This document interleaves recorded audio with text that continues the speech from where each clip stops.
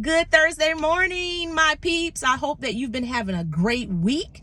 And of course, I speak blessings over your weekend. It's Labor Day weekend, so be safe. Enjoy your family and friends, or if you're going out, if you're staying in, just be safe, of course, because we're still in the middle of a pandemic. So govern yourself accordingly. But today is Thursday, so I get to share my Thursday thoughts with you.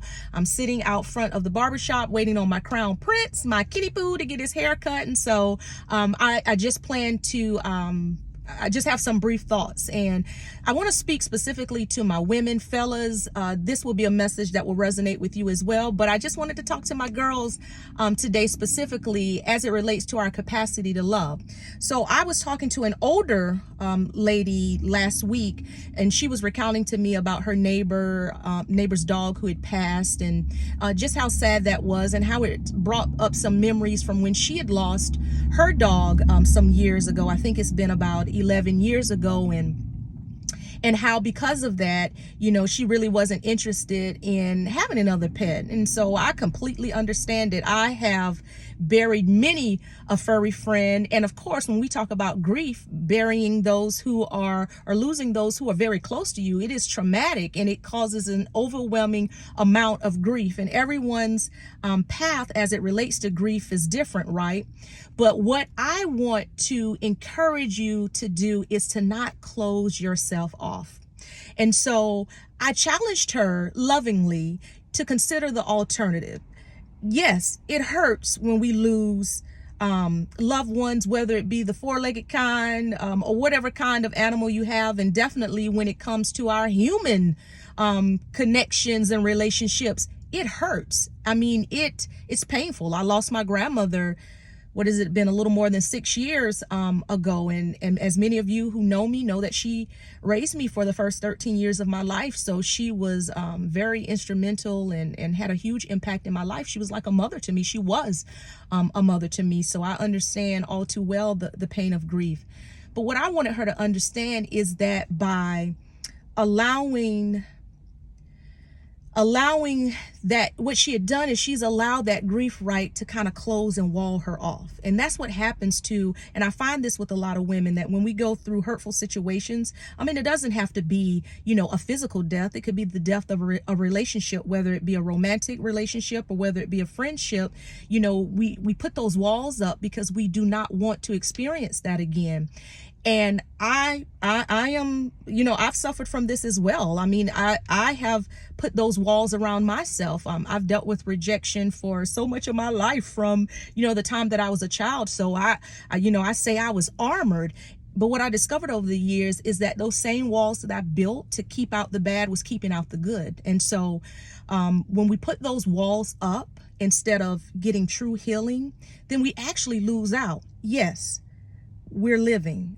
Death will happen. We will encounter relationships and situations that will not be long lasting, and that will cause us pain, and that will cause us grief. And there's a process that we must walk through to actualize the healing that needs to come.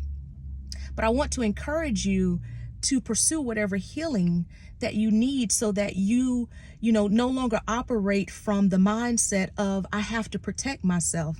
And let me just let you know, boundaries are important. We should have boundaries. We should have healthy boundaries. We should have a healthy awareness of ourselves, what our capabilities are, what we can handle, those things that are challenges and struggles for us. And so that when we interact with other people, right, we are interacting with them from a healthy state of mind and not a wounded state of mind. One that allows a wounded state of mind, it causes us to see people as an enemy. It's like that fight or flight, right? And that's kind of how we approach people in situations when our mindset is not healed. So I just want to encourage you to be open. We have great capacity to love. We do.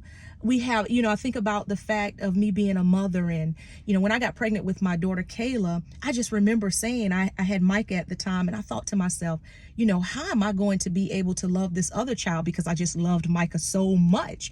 And what I discovered, right, with having Kayla, is that my capacity to love, it grew. It grew. And so I just want to encourage you. I know how hurtful it is when people hurt you. I know how hurtful it is, the pain and trauma of losing loved ones. I know.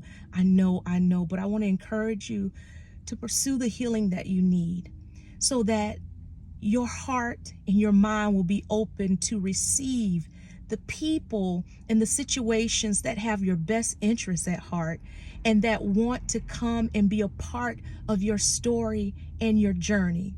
Because, and I'm going to say this for my single women who are looking at getting married, this older woman that I'm speaking of, one of her things has been that she's wanted to get married, and here she is, in the later stages of her life, not ever having been married because of the walls that have been built, to where when a suitor would approach her, instead of looking from a place of being healed, it was always finding something that was wrong.